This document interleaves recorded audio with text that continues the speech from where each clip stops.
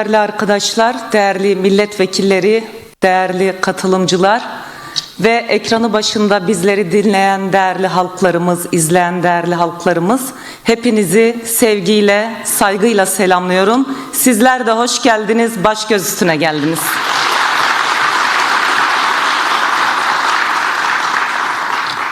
Sözlerime başlarken 30 Mart 1972'de Kızıldere'de katledilen Mahir Çayan ve yoldaşlarını, 30 Mart 1995'te Samandağ'ın Sutaşı köyünde Susurluk uzantısı tarafından babasıyla birlikte katledilen, DEP ilçe başkanlığı yapmış olan Mehmet Latifeci'yi saygıyla, minnetle anıyorum.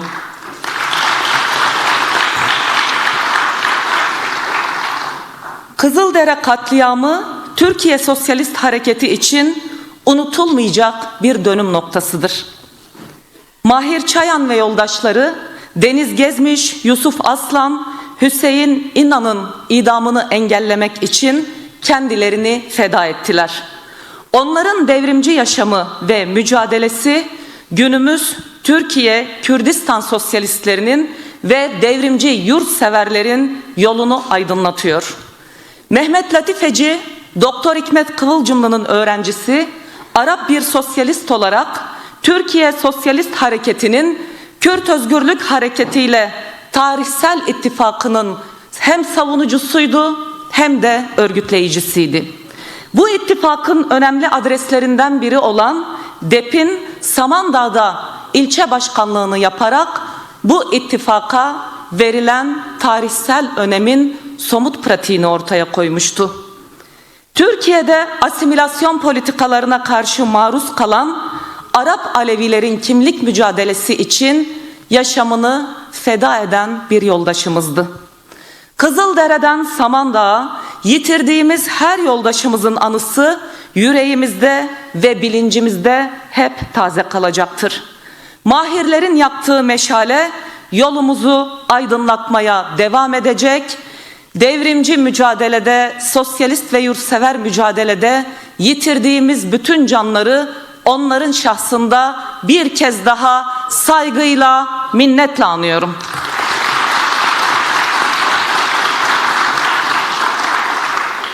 Evet değerli halklarımız, geçtiğimiz hafta Ahmet'te, İstanbul'dan, İzmir'de, Van'da, yani Türkiye'nin, Orta Doğu'nun, Kürdistan'ın dört bir tarafında halklarımız Nevroz ateşini yaktı. Nevroz ateşi demokrasi, özgürlük ve barış umuduyla yakıldı. Ve 2026 yılın Nevroz'u geçmiş bütün Nevrozların daha fazla katlayarak milyonların katılımıyla, gençlerin, kadınların coşkusuyla şimdiden tarih yazdı.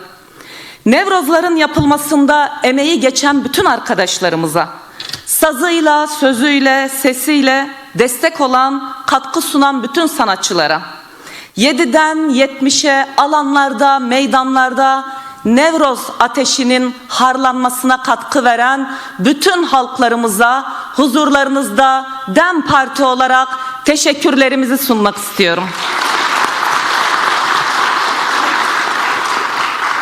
Türkiye'nin batı kentlerinde her Nevroz alanına kimlikleriyle, pankartlarıyla, sloganlarıyla gelerek güç katan Türkiye Sosyalist ve Devrimci Hareketi'ne, demokratik kitle örgütlerine, sivil toplum örgütlerine, gençlere, feministlere, kadınların hepsine, ekolojistlere, LGBTİ artılara huzurunuzda teşekkürlerimizi, şükranlarımızı sunuyorum. Ve değerli arkadaşlar, İstanbul İl Örgütü aramızda. Ben de İstanbul Nevroz'undaydım. Gerçekten İstanbul bu sene çığır açtı. Ve ben bir kez daha İstanbul mitinginde emeği geçen İstanbul İl Örgütümüze, ilçe örgütlerimize ve İstanbul'un göbeğinde milyonları aşan, katılım sağlayan bütün İstanbullu halklarımıza buradan şükranlarımızı iletmek istiyorum.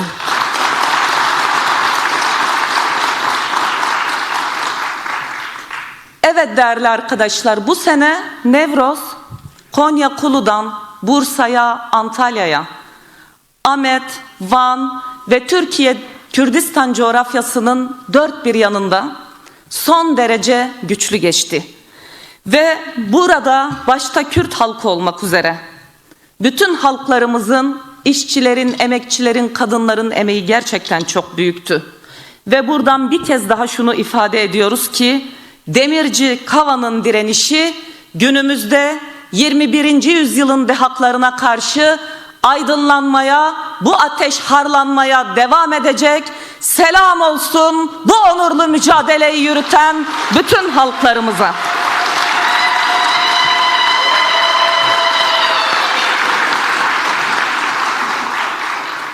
Evet, 2026 yılı Nevroz'u ruhuyla ve sözüyle kurucu bir Nevroz oldu. İsyandan inşaya geçişin somutlaştığı bir eşik oldu. Bu Nevroz 27 Şubat asrın çağrısının milyonlar tarafından sahiplenildiği, tarihi tanıklığını yaptığı bir Nevroz oldu. Bu Nevroz'la milyonlar demokratik, adil, eşit bir düzenin kurucuları olduklarını gösterdiler. Ve 2026 yılı Nevroz'u büyük bir coşkuyla devlete ve iktidara milyonların tek bir ağızdan ilettiği 5 net mesajı vardı. Yüzlerce Nevroz meydanında milyonlarca insan Sayın Öcalan'ın adı her geçtiğinde tek ses oldu, tek yürek oldu. Bu Sayın Öcalan'a özgürlük mesajıydı. Bizler de buradan değerli halklarımızın bu mesajını parlamentodan da bir kez daha tekrarlıyoruz ve Sayın Abdullah Öcalan'ın özgürlüğünü bu halk istiyor, bizler istiyoruz. Özgür çalışabileceği koşullar mutlaka ve mutlaka sağlanmalıdır.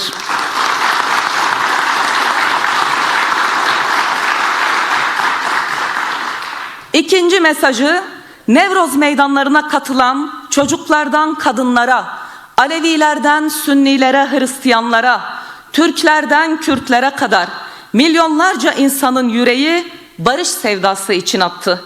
Milyonlar sahip çıktı. Üçüncüsü, milyonlarca Kürt Nevroz'da demokratik birlik iradesine sonuna kadar sahip çıktı. Bu irade jeopolitik bir ayrışmanın değil, ortak yaşamda ısrarın adıdır. Bu irade Şam'a, Tahran'a, Bağdat'a ve Ankara'ya bir arada ortak olarak eşit ve özgür yurttaşlar olarak bir yaşam çağrısının ta kendisiydi. Bir diğer mesaj, milyonlar demokrasi olmadan barış, barış olmadan özgürlük olmaz şiarıyla omuz omuza durdu. Milyonların mesajı netti. Demokratik gerileme durmalıdır. Barışla demokrasi el ele büyümelidir. Diğer mesaj, kimi medya akımlarının zehirli diline, düşmanlaştırıcı ifadelerine, sosyal medyadaki troll gündemlere karşı Nevroz meydanları omuz omuza durmanın, ortak yaşam iradesine sahip çıkmanın önemini, gücünü gösterdi ve aynı zamanda fiili bir yanıt oldu. DEM Parti olarak milyonların verdiği mesajın sonuna kadar arkasındayız. Milyonlarca insan barış sürecinin öznesiyiz, tarafıyız, yeni bir yaşamın kurucu iradesiyiz dedi. İktidar ve parlamento bu milyonlara kayıtsız kalamaz, kalmamalı.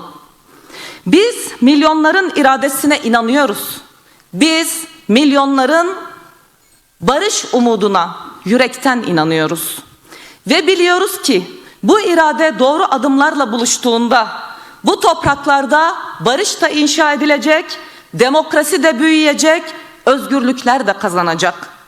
2026 yılı Nevroz'unun büyük coşkusuna gölge düşürmek için devreye konan gözaltı ve tutuklama operasyonlarını bir kez daha huzurunuzda kınıyorum. Nevroz'da tutuklananlar bir an önce serbest bırakılmalıdır.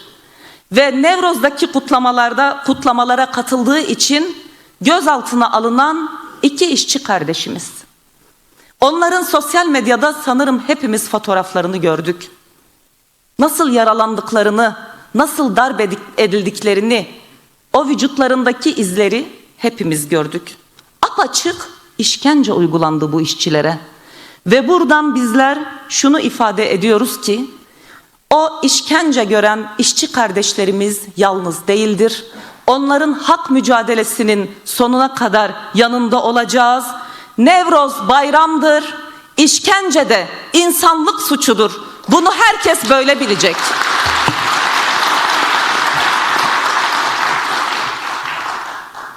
Evet değerli Türkiye halkları, barış ve demokratik toplum sürecinde artık sözün değil, somut adımların zamanı gelmiştir.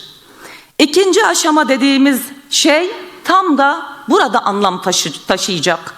İkinci aşama, niyet beyanlarının yerini bağlayıcı, kurucu ve dönüştürücü adımların atıldığı aşama olmalıdır. Sorunun kabul edilmesinin ötesine geçilerek çözümün kurumsallaştırıldığı, hukuksallaştırıldığı ve toplumsallaştırıldığı bir evrenin somutluk kazanması gerekiyor. Bakın dün bu konuda DEM Parti'nin hem bileşen güçleri hem ittifak güçleri önemli bir açıklama yaptılar. Barış ve demokrasi için acil, somut adım çağrısı çok önemli bir açıklamaydı hakikaten. Ve bakın Sayın Abdullah Öcalan'ın yaptığı barış ve demokratik toplum çağrısıyla demokratik çözüm ufkunu açmış, demokratik siyasetin güçlenmesini, eşit yurttaşlığın tesis edildiği, toplumsal barışın kurumsallaştığı bir düzenin kapılarını açmıştır. Bu çağrı stratejik ve tarihsel bir yönelimdir.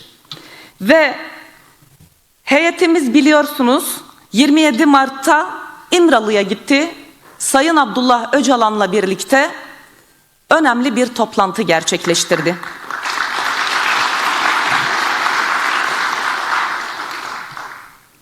Bu toplantıda Sayın Öcalan'ın yaptığı değerlendirmeler demokratik çözüm ve demokratik cumhuriyet açısından son derece önemli değerlendirmelerdi.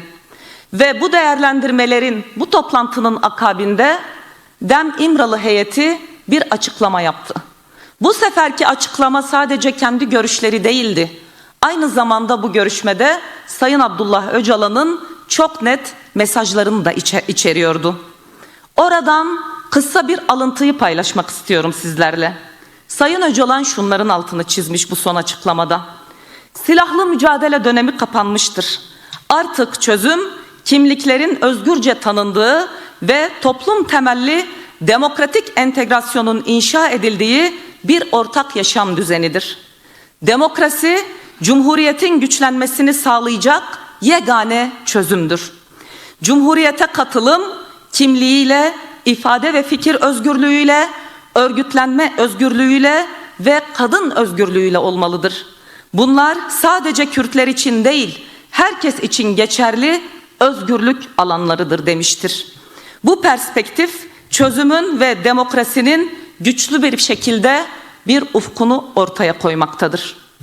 Bakın bu çağrının sunduğu perspektifle ve yapılan bu açıklamanın perspektifiyle sürecin ikinci aşamasında milyonların barış umudunun gerçeğe ulaşmasının muhatabı iktidar, parlamento ve devlettir. Bu aşamada gözler ve kulaklar başka yerlerde değil, yasama, yürütme ve yargı erkinde olacak bundan sonra. Ve şunu açıkça ifade etmeliyim ki bu sürece toplumsal destek %90'ları da gördü. Ama somut adımlar atılmadığı zaman bu desteğin gittikçe azalmaya başladığını görüyoruz. Bugün destek ve güven arasındaki makas farkını kapatacak 86 milyon yurttaşımız için demokratik ve müreffeh bir geleceğe kapı aralamanın sorumluluğu artık iktidardadır. Ve değerli arkadaşlar, süreçle ilgili saatler yasal adımlara kurulmuştur.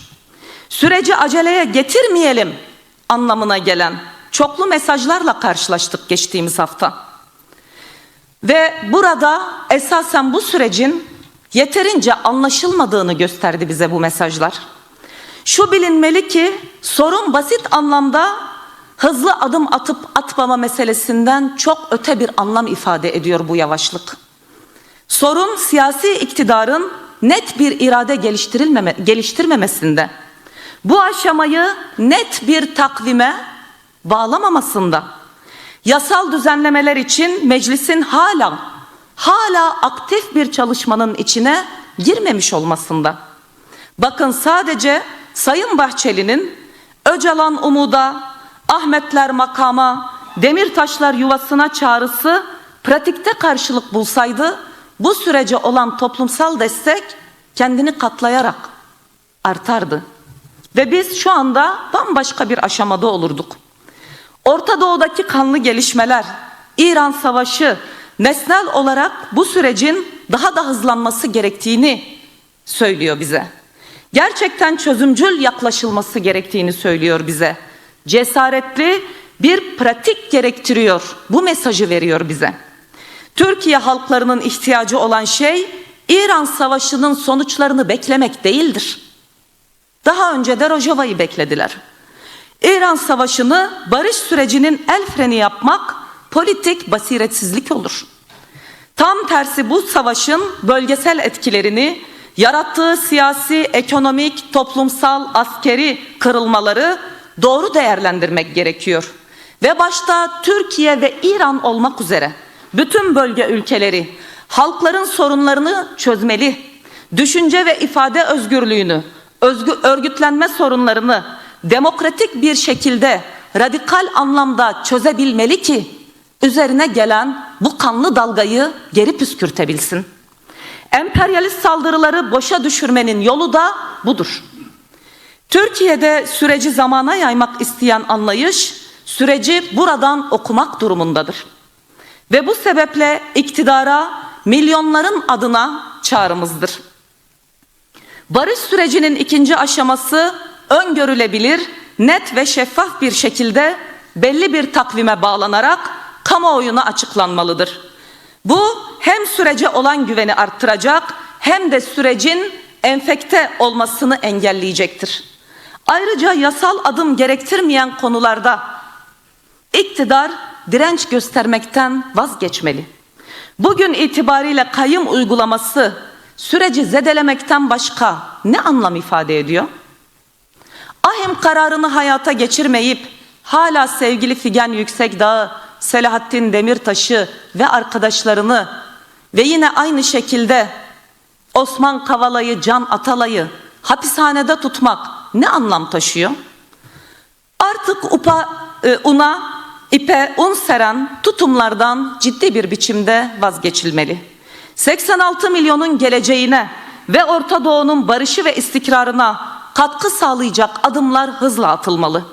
Kürt meselesinin çözülmesinde yapılması gerekenlerle ilgili acabaları bir kenara bırakıp hızlı adım atılmalı. Orta Doğu'da kasırgalar eserken Türkiye'de barış somut ve acil bir ihtiyaçtır. Türkiye'nin kendi iç barışını kurması ve demokratik bir toplumu inşa etmesi bu nedenle yalnızca bir iç mesele, bir iç politik mesele değildir. Aynı zamanda bölgesel barış ve istikrar için tarihi öneme sahiptir. Türkiye'nin önünü açacak, Orta Doğu'ya nefes aldıracak yol haritası bellidir. Ve acil olarak parlamento acilen devreye girmelidir.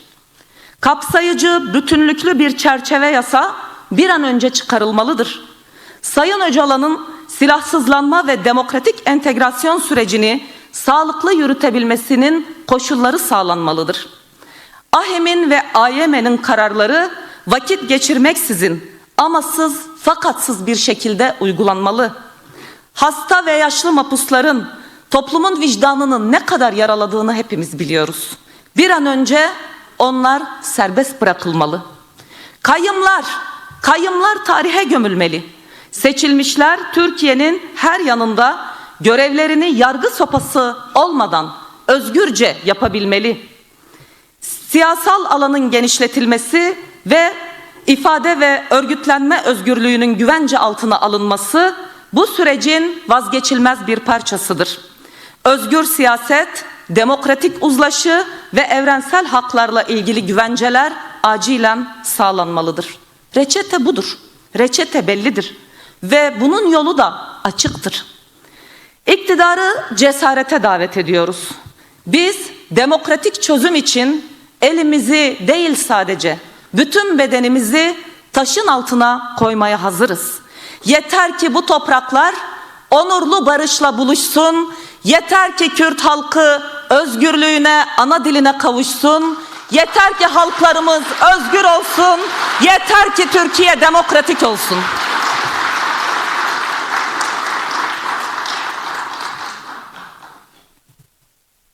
Evet değerli Türkiye halkları, değerli arkadaşlar, katılımcılar.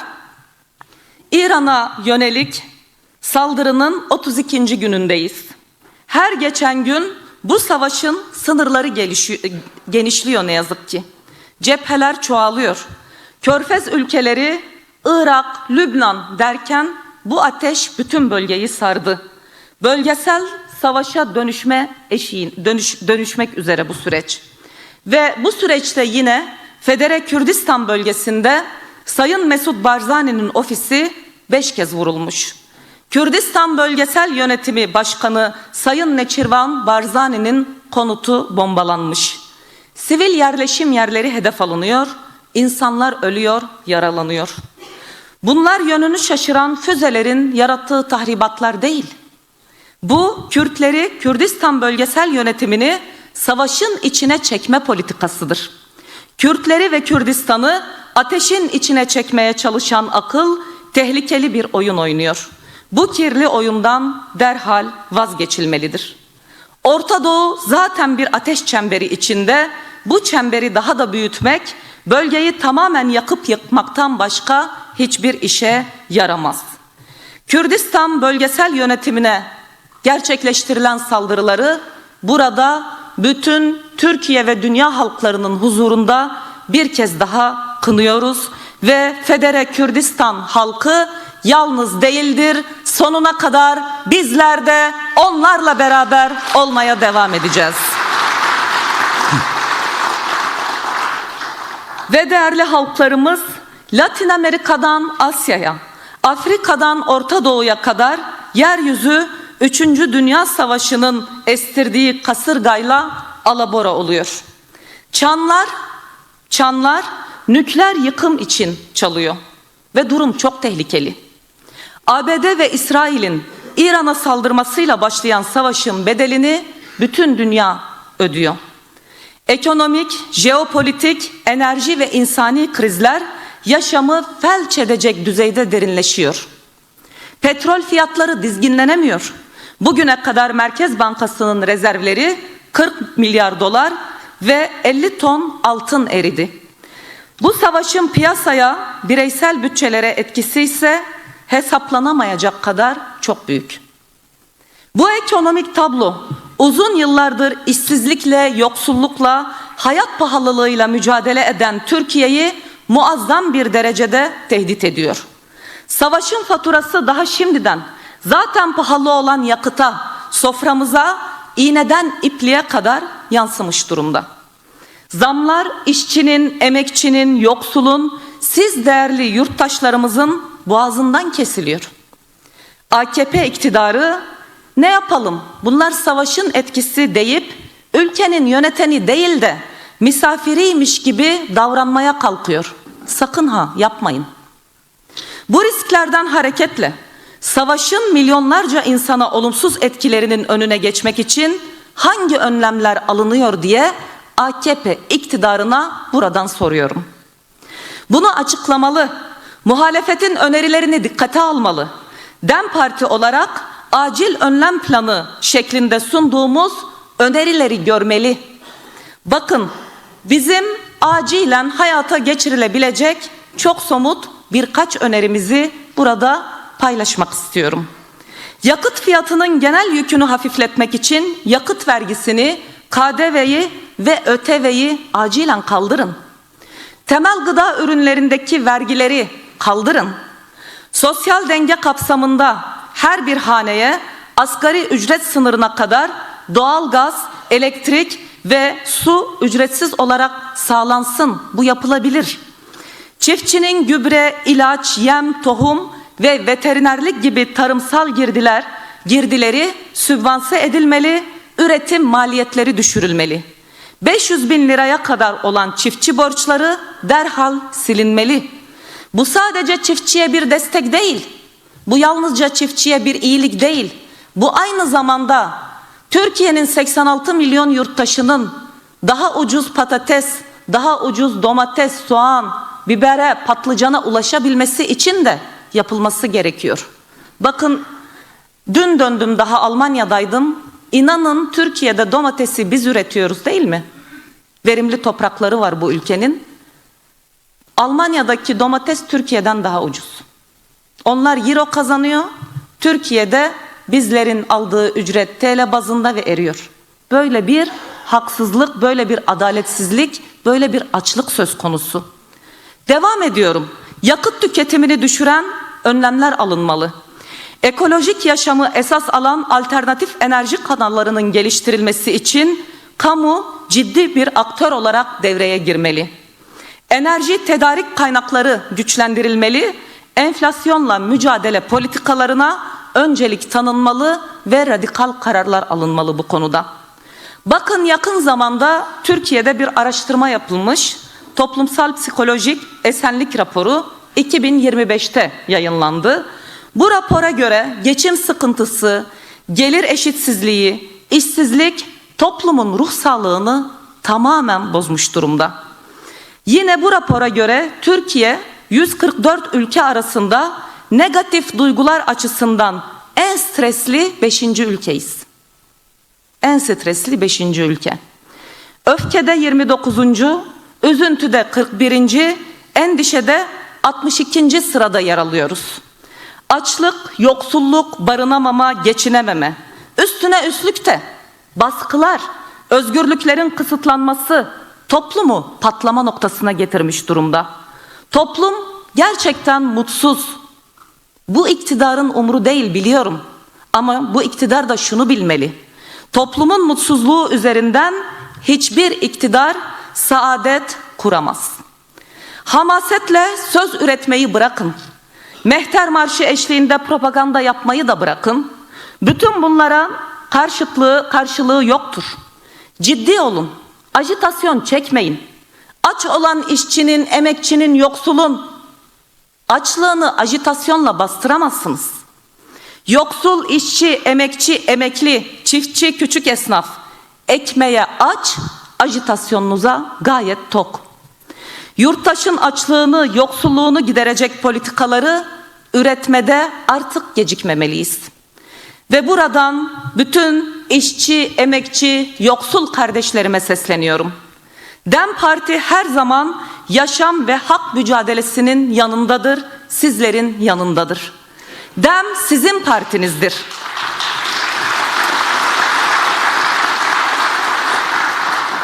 Sizlerin taleplerini bizler sadece parlamentonun kürsülerinden değil, alanlarda, meydanlarda sizlerin mücadelesinin yanında olarak vermeye devam edeceğiz.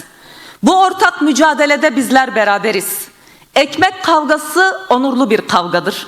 Bu onurlu kavgada sonuna kadar biriz, beraberiz, mutlaka başaracağız, mutlaka başaracağız.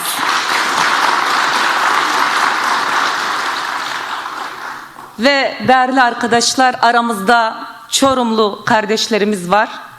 Ben kendilerine bir kez daha hoş geldiniz diyorum. Çorum Sungurlu ilçesine bağlı Karakaya köylüleri burada. Köy büyük bir tehlike altında.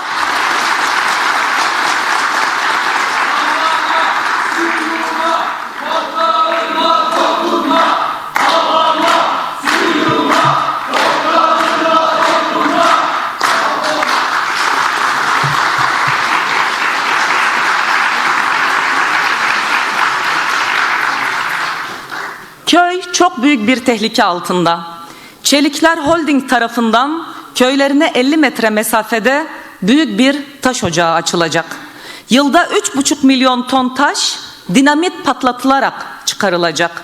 Projeye onay verildiği için köylüler şirketin köylerine girmesini engellemek için nöbete başladı. Türkiye'de şimdiye kadar hiçbir maden projesi bir yaşam alanına bu kadar yakın olmadı. Cüretlerini arttırdılar. Bu sömürge madenciliğinin ülkede geldiği durumun trajik bir yansımasıdır. Taş Ocağı projesi derhal iptal edilmeli. Direnen Karakaya köylülerinin yanındayız. Direnişinizi selamlıyoruz. Nöbetinizle birlikte başarıya ulaşacağınıza da inanıyoruz. Lütfen şunu unutmayın. Başaranlar sizin gibi direnişlerini uzunca sürdürünce başardılar. Başarılar diliyorum. Sizlerin yanında olmaya devam edeceğiz.